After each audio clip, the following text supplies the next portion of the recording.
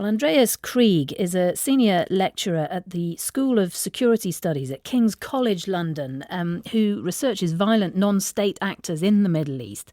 I spoke to him a short time ago and I asked him what Iran's decision to launch missiles at Israel on Sunday, almost immediately following those Israeli strikes on Lebanon, tells us about the new Iranian regime's thinking. And I should just say, we spoke to him before these latest developments. I think Iran is fundamentally reassessing its deterrence posture vis-a-vis Israel and the region and the United States. And the sort of message that the Iranians are now sending is that Lebanon is very much part of this conflict and it's not an external element. It's part of the negotiation as well. And any Israeli behavior in Lebanon will now go punished from Iran should they overstep these red boundaries. It's also a major reset because for the most part, the axis of resistance that was created by Iran, by these non-state actors all over the Middle East, was supposed to kind of deflect and tie down enemies into conflicts outside of Iran to make sure that Iran directly is not being attacked. Now we're going the other way around. Now it seems like these non-state actors are not preventing or defending Iran, but now Iran is willing to defend them against Israel. Interesting. So you're saying it's a reset. So it is a different approach then to the previous leadership.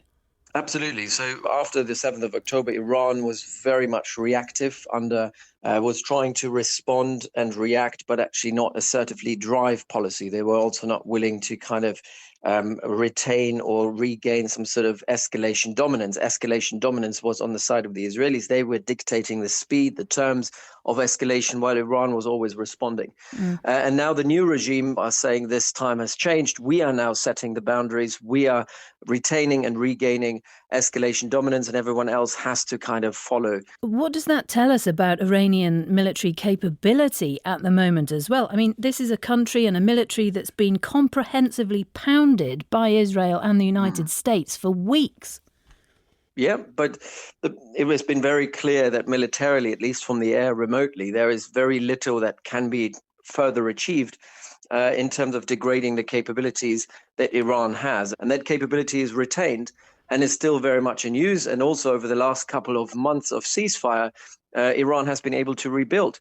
And so it's quite clear that we are in a worse situation than we were before, because Iran is now unleashed, unhinged, but still retains significant capabilities. But surely that can't have been easy, given how difficult even things like communication must be now for the Iranians and certainly for Hezbollah. I mean, people will remember when the Israelis staged that pager attack. I think it was back in September 2024.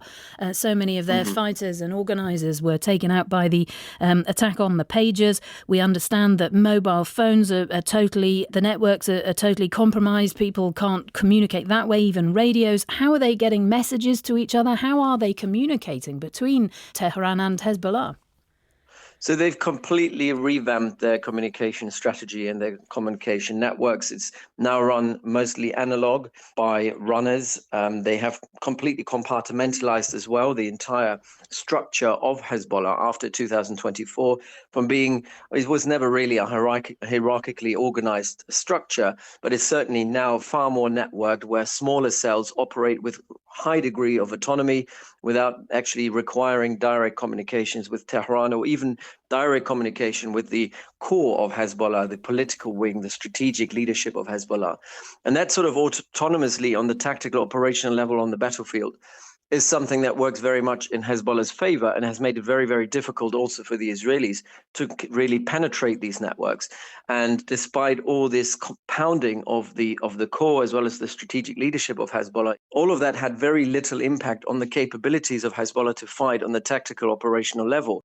Doesn't that make controlling the situation and controlling the Iranian proxies of Hezbollah, but also the Houthis who were firing rockets towards Israel as well today, doesn't that make that more difficult for the new regime in Tehran?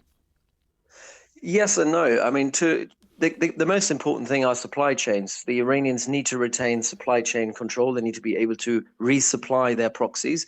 They've found ways to do that. We've seen a lot of the maritime route being used for Yemen, but also used for Lebanon, rather than using overland routes, because obviously Syria has been lost.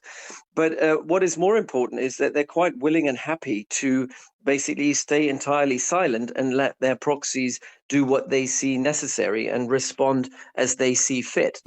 But Hezbollah has come under a lot of pressure from inside Lebanon, not least from the government and the army, but also from the population who are tired of this fighting. They want to go home. Has that had any impact at all? Or what does it tell us about the fact that Hezbollah is still going, that it's not having the impact that people may hope for? Well, the biggest problem in Lebanon remains the fractured state of the government and the state itself, the inability of the security sector to actually rein in Hezbollah effectively. And for many Lebanese, it's become quite clear, as much as they don't like Hezbollah, they also don't like Israel. And Hezbollah has been able to position itself as somewhat the defender of Lebanese territory, able and willing to fight and stand up to Israel, where the Lebanese government is unable and unwilling to do so. Because at the moment, the international community, the Gulf states, the US is doing very little to actually build up the Lebanese state. That's really what needs to happen. Israel should, if it really wants to strategically defeat Hezbollah, should do everything it can to strengthen the Lebanese government and not stab it in the back by continuously occupying territory in Lebanon and putting pressure on the Lebanese people.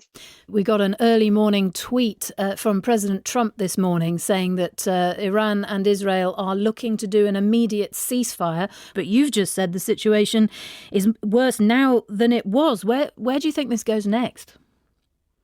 Unfortunately, I think we'll have to get used to the fact that this entire conflict between the US, Israel, and Iran, which also involves Lebanon and everything else, is going to be in a sort of very fragile stalemate where we're not at peace, we're not at war, where we might have an MOU, a memorandum of understanding of what we want to negotiate about, but we actually don't have a comprehensive deal.